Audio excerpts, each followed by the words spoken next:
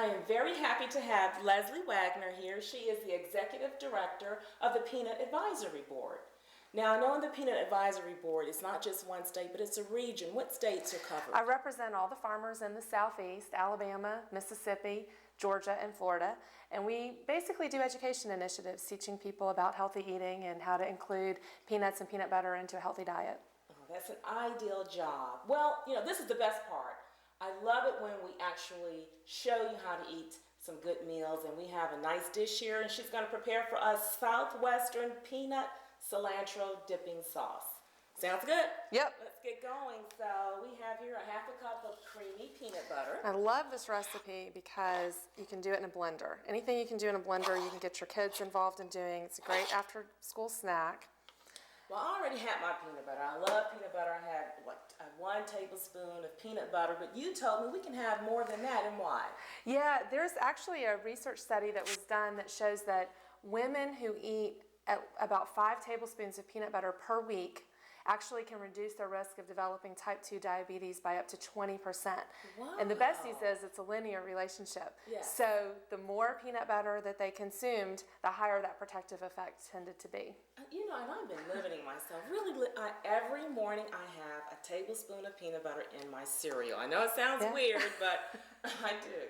That's a great way to add peanut butter to your diet, though. Yes. At breakfast, it's the best thing to spread on toast in the morning nutritionally, because it is such a good source of things like folate and protein and niacin and magnesium. Wow. Yeah, it's really a powerhouse of nutrition. Wonderful. Now, our next ingredient here is 6 tablespoons, and we have the mild salsa. I'm just going to pour that Okay, in here. Just put her in there, and everything goes in a blender, so that's real simple. I like real simple recipes. And then we have 1 tablespoon, we have 2 tablespoons here of sour cream. Sour cream. And you can use a low fat if you want. And that looks here. good. And then we have 1 tablespoon, and we're going to use fresh lime juice. Yeah, I squeeze Good this source of fresh. vitamin C. And 1 teaspoon of, you can use a sugar sub, you can use a raw sugar, but we're using a sugar sub this morning. And then you usually need to add just a little bit of water to this. How much is Maybe that? 1/4 of a cup. Okay, 1/4 of a cup. Just to get the consistency right for dipping. Okay. And let's see, and That's it? That's You're gonna it. blend You that? just blend it. Okay. Looks like a milkshake. And then pour it up. Now, I like Okay. to stir in just a little bit of cilantro at the end. Cilantro has a really nice, fresh flavor. And this is fresh cilantro. Fresh cilantro that I just cut. Okay. That's a great afternoon snack for the kids. And where can we order this? You can order these from my office. We'll have a telephone number or an email address that you can We'll have all the write ordering to. information. This comes right from a peanut little recipe book that Yeah, you have. all the recipes in there are analyzed, nutrient analyzed, and include the diabetic exchanges on every recipe. That's wonderful. Thank you. You're welcome.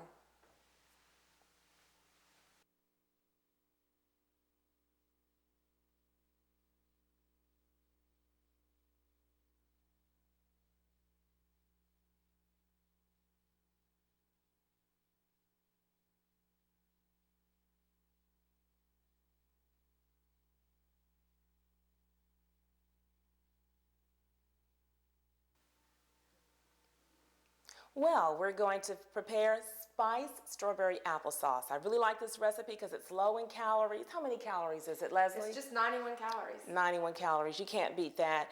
And I start off with natural applesauce. It's applesauce with no sugar added, so that's good. And it's very quick. You can fix this early in the morning. You can fix it the night before if you're in a hurry. No problem, thank you. Sliced strawberries, here's some good vitamin C. And it's so colorful. That's a cup of natural applesauce and a 1/2 cup of strawberries. 1/2 cup of sliced strawberries, or you can combine it with some whole, some some sliced.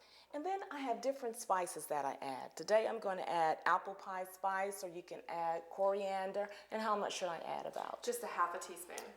And I'm just going to drizzle it. That was a little bit more than I expected. But you just drizzle a little bit there and give it a little spice. And then what's the last ingredient? Last ingredient is just a tablespoon of maple syrup drizzle. Okay, and I love pure maple syrup. It just has such a rich flavor. And I'm going to drizzle. I'm going to drizzle, because if you don't drizzle, you'll add more calories. And look at that. That is so nice. That with some nuts, glass of soy milk. I really like soy milk, some toast and margarine. Beautiful breakfast, real quick, real simple.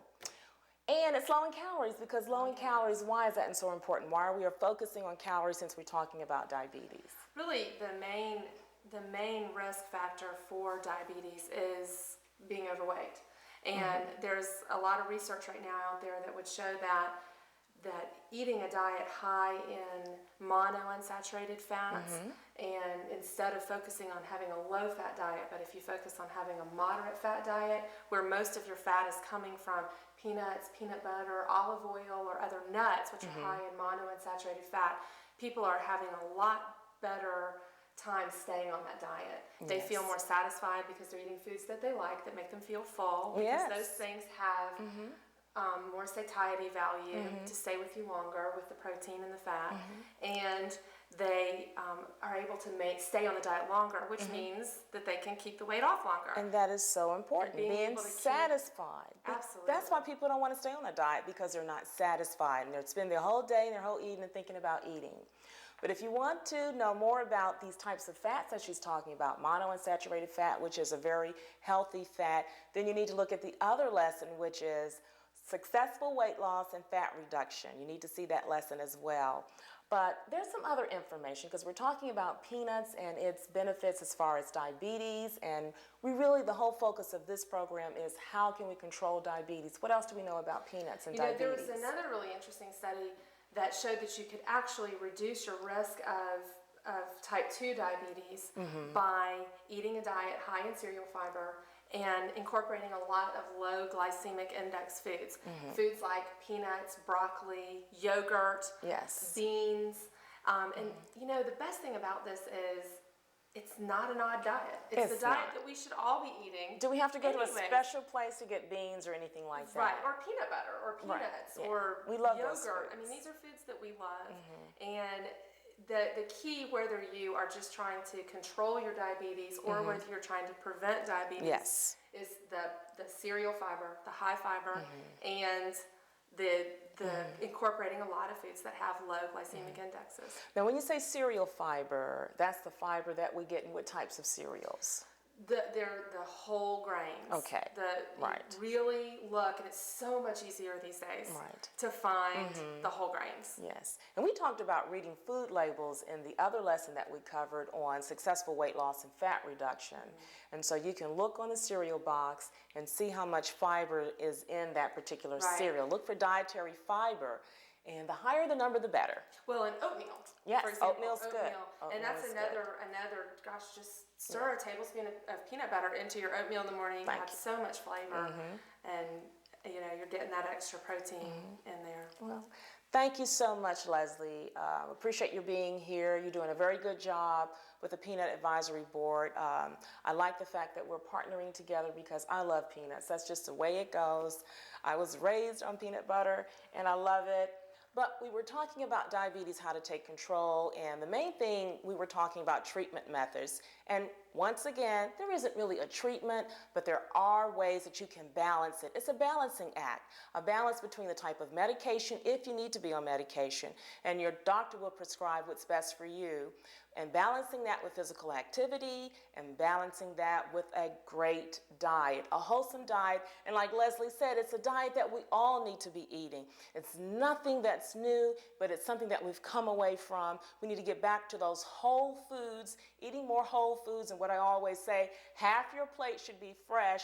Everything should not be processed and with a lot of fat and a lot of sugar and a lot of salt in it. So we can get back to those whole foods. And that's one of the reasons why I like that spiced applesauce.